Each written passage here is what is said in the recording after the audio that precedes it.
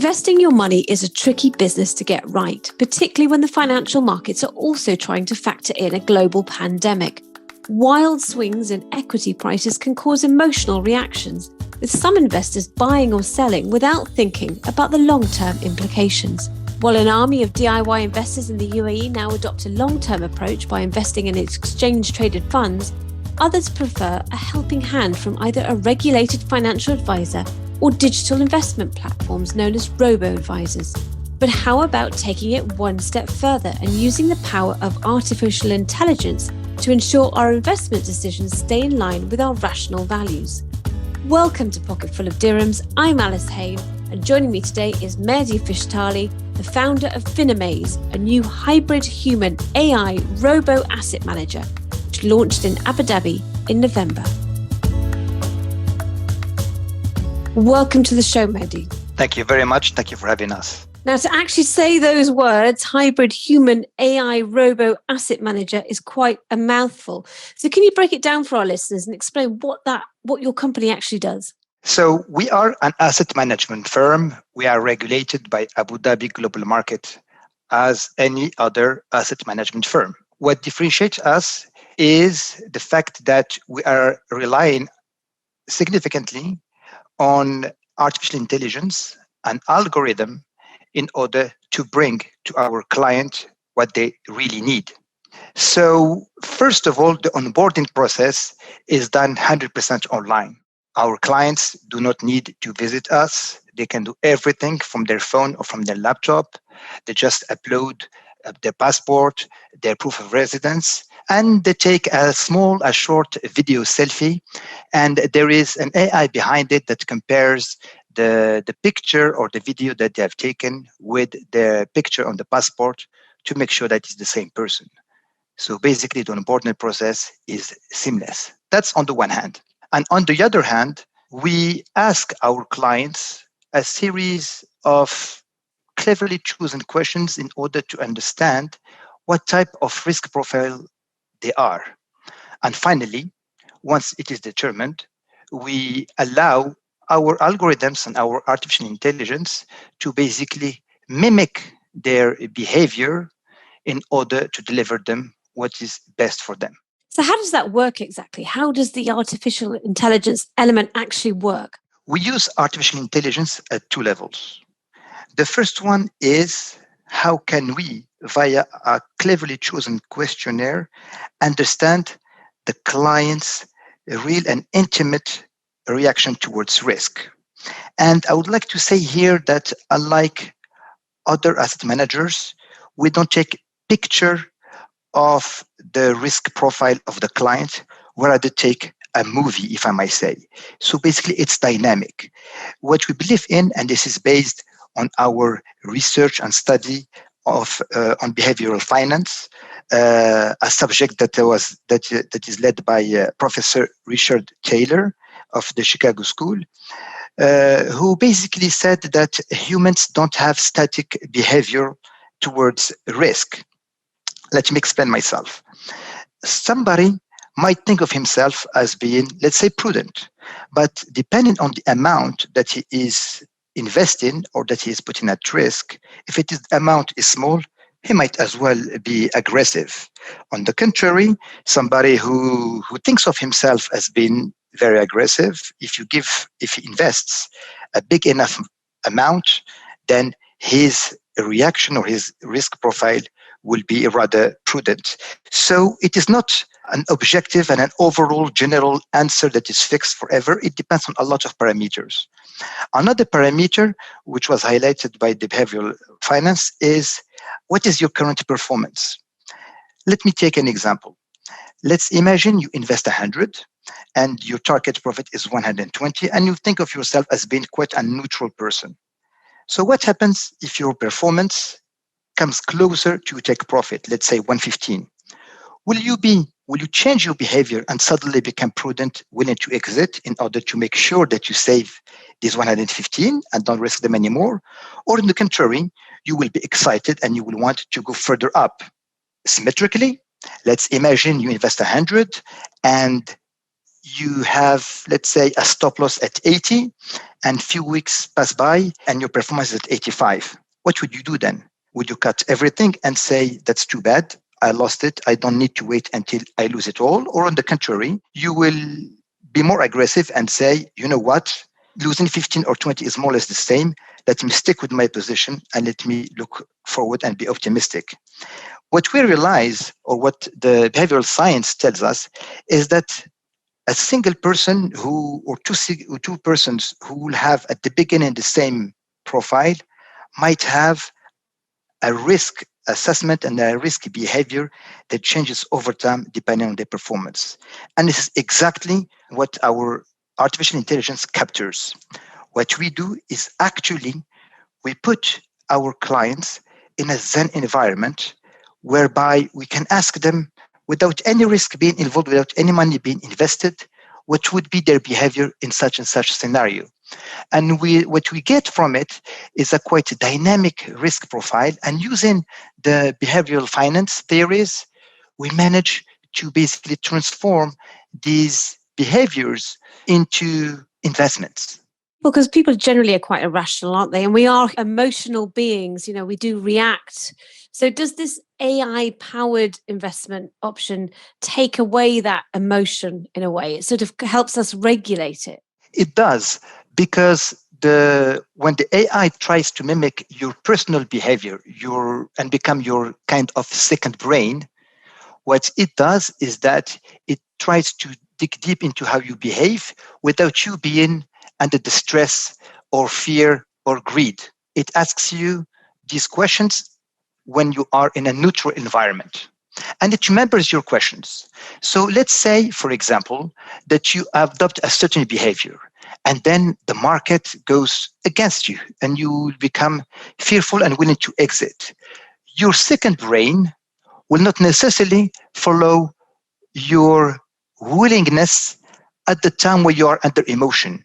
It will rather recall what you were really behaving or willing to behave when you were in a neutral environment without any risk involved. And somehow what we do is that we protect our clients against their own emotions, against their own biases. So if AI kind of does the thinking for us and takes out our emotions, why do we still need humans? You're pairing AI with humans. So why do we still need the human element in this approach? Well, the first answer is that somebody needs to program this AI.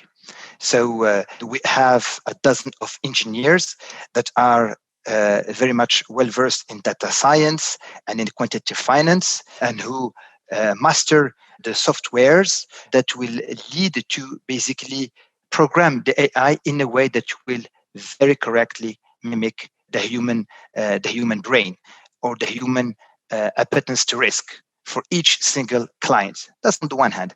And on the other hand, what we want is to make sure that whatever our clients want to do, that there is a human being that has the upper hand over AI.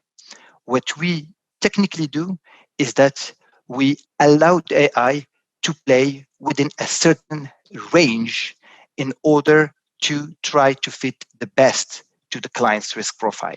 We don't allow AI to go beyond those ranges. And they are the human beings who fix those ranges. And why do you think this kind of approach is needed in the UAE? I mean, why have they failed so far? What's going wrong? In reality, in the UAE, people have basically, I would say, three choices. The first one is to give their money to high fee asset managers who will basically invest on their behalf. And this investment might not be as dynamic. It might not be as neutral in terms of what funds to invest in. Secondly, some of the UAE residents go into some highly leveraged platforms that use a lot of CFDs, and they ended up losing more that they would tolerate. And third, you can see some of them who spent a lot of time and energy into investing in ETFs and in order to try to diversify the way that they think is suitable to them. So what we solve is actually bringing to the UAE residents a solution that allows them to invest how they want with the minimum time and efforts from their side, while at the same time give them the luxury to be able to decide where and when to invest and when to exit. Does your strategy, though, does it take the fun out of investing? Because if the AI is doing the sort of emotional side of it for you, and you've got this nice sort of sensible long-term approach, does it take that fun out of that? We all like to have a little dabble here and there. Does it take the fun away? So Finamaze has got three different styles of investment. The first one is what most of the robo-advisors or asset managers do, which is basically an asset class allocation model, whereby if you supposed to be aggressive, you will have a majority of your investment into equity and a small portion of it into fixed income, and vice versa. If you are prudent, you will have more on fixed income and less in equity. And this is basically static, and it is recalibrated from time to time, and that's it. So we have this kind of proposal to our clients who would want to spend the least time and effort in order to choose, or who will want to simply be passive and follow the market, which to some extent can be a suitable solution for some of them. But you have some clients who will want to decide. You have some clients who will want to express views. You will have some clients who will want to diversify as they want, not as it could be dictated by an algorithm or by a human asset manager. And for them, we offer some theme-oriented portfolios where the diversification and the risk is spread among securities that belong to the theme that the client invests. May it be the US market, the Indian market, the Chinese market, or even the UAE and the Saudi market. We are very proud to be the first robo-advisor of the region to offer this kind of technology, but on regional stocks. It can also be on commodities. Some people might have a view on energy or on precious metals or on currencies. All this is available to them. And the third style, which is basically combines the best of both worlds, is that it personalizes the investment as per client risk profile, but in the theme they choose. We call it the VIP. And by doing this, we allow our clients to leave them the fun to choose the different categories, different asset class, or the different themes in which they want to invest, but at the same time, having the algorithm control their back and basically watch over to make sure that their investment remains all the time with their risk tolerance. So yes, if there is a client who will want to invest passively and basically doesn't want to get involved, he can. If we have a client who wants to have strong views, we have this solution. And if we have a client who wants to take the view but not invest a lot of time and energy on it, this is also possible. And this is what we believe differentiates us from others. So for the passive investor, what investments are you choosing for them? Where are you putting their money? So the passive investor will be offered to invest in portfolios that suit his risk profile, and these portfolios will be diversified across different asset classes that will compensate and be able to adapt to the different market scenarios in a way that will allow him to basically safeguard his savings and profit from the market's positive trends. Can you give me an example? I mean, what would those asset classes be? So, for example, one of our portfolios that we offer to our clients is a portfolio that is basically diversified among a series of stock markets, US, Europe, a little bit of India, China, and UAE, but also give them the possibility to benefit from commodities and currencies while having a portion of their investments in the fixed income and in the government bonds to allow them to basically shelter any drop in the market. And what about fees? I mean, fees are a big issue in the UAE because, as you say, there's some very expensive asset managers out there. So what do you charge your clients? So we charge our clients a maximum of 85 basis points. And this is in line with the robo-advisor industry in the region and also in Europe and the US. We are able to offer this kind of low fee because we automatize a lot of the processes, and we allow our employees to basically concentrate on the added value, and all what can be automatized is done accordingly. So our back office and middle office functions are fully integrated, and they rely a lot on the different systems that we have created internally. We also don't have premium real estate. Part of our team is based out of Casablanca, Morocco. So basically, all these savings, we are able to transfer them to our clients in order to allow them to basically benefit from these low brokerage fees and ultimately contribute to the performance of their portfolio. So you launched in November. Can you take us back a bit and tell us what inspired the idea for Finamaze? Where did it all come about from? When I was a student, that was back in 2001, I did my thesis on the behavioral finance of Richard Taylor. And throughout the course of my career in the financial markets and the trading floors and the asset management industry, both in Paris, London, and the UAE, I always kept referring to the different biases, the different emotions that the theory of behavioral finance had taught me back then. And when I finally saw that there is an evolution in the industry, and that I decided with a few seniors from the industry to basically create Finamaze. I do remember in the month of October, the end of October 2017, we were at a very, very beginning of Finamaze, and we were working on what would be the right questionnaire that will allow us to better understand our clients. And then the news broke that Richard Taylor got the Nobel Prize. And the whole team and I were very much excited because we saw it as a good omen. Another perhaps element that also helped us basically shape the idea of what Finamaze, at least from the conceptual perspective, is Yuval Harari, Professor Yuval Harari, as you know, the best-selling author of Homo sapiens, Homo Deus, and 21 Lessons for the 21st Century.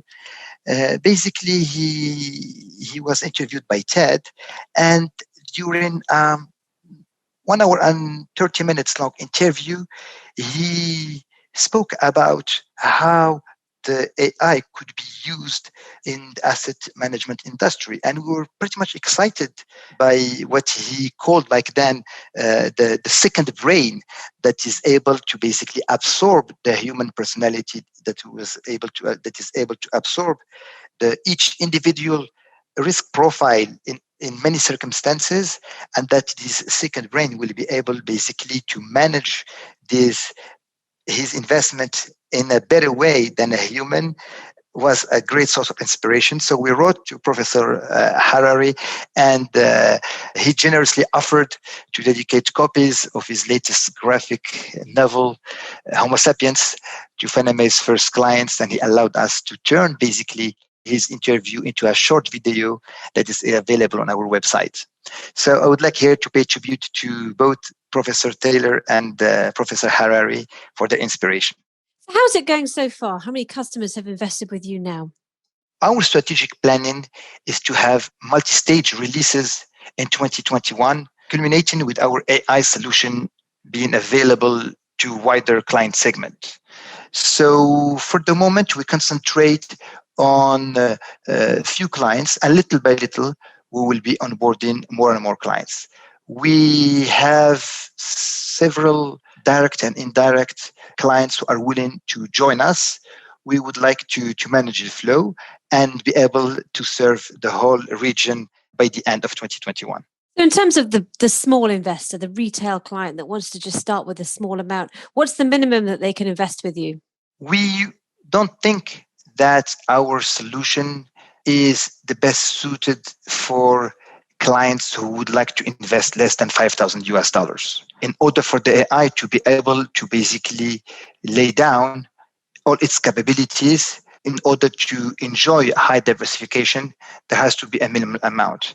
So our minimum amount is $5,000, and this is the level at which we can start having clients. Is that what makes you different to some of the other robo-advisory concepts in the UAE? Because companies such as Sawa, for example, allow you to invest at a much lower level. So how are you differentiating yourself? I think that's the time that we have spent developing our solution on the one hand, and also our ability to allow at the same time freedom to our investors to invest where they want, but also to dedicate a sort of AI that will serve them only is a differentiating factor.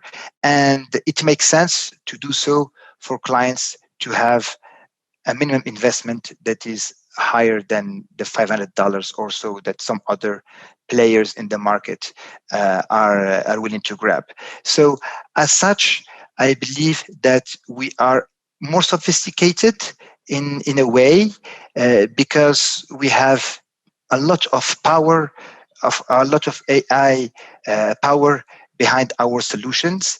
And we would like to cater as a market segment that is potentially a little bit on the high side of the spectrum. So what's next? You're here in the UAE. Where else do you plan to have a presence? I believe that the GCC is our natural background. Saying this, we have a lot of clients in India who would like to import our solution there. We also in touch with a couple of players in Luxembourg. So our motto is a solution that is suitable for the UAE and the GCC residents and expats on the one hand, but also that can adapt to other markets. And we are happy to base ourselves here to expand beyond our natural borders. And what's the future for AI in the investment industry? Where is this going to all go? What are we going to see further down the line? I think there is a silent revolution that is taking not only the finance and the asset management industry, which is led by the power both on the theory of the artificial intelligence, but also of the computing power that we all have today within the cloud. So a lot of industries will be revolutionized, the asset management industry as well. I see this evolution as something similar to the emergence of electricity and cars 100 years ago, where a lot of jobs needed to adapt and sometimes even disappear. But normal course of evolution is perhaps that these employees or these industries will adapt the new realm of investment and will allow themselves to basically harness this power in order to serve their client more efficiently, optimally, and more in line with their risks and their desire. Well, it's certainly something to look forward to. Thank you very much for joining us today, Mehdi. Thank you very much, Alice. Thank you this week to Mehdi Fichtali. If you would like advice on your personal finance issues, you can write to me on pf@thenational.ae. And remember that PF stands for personal finance. Please do subscribe to the podcast in your podcasting app to receive weekly updates, and also leave us a review so we know what you think. This episode was produced by Arthur Edison. I've been your host, Alice Haine.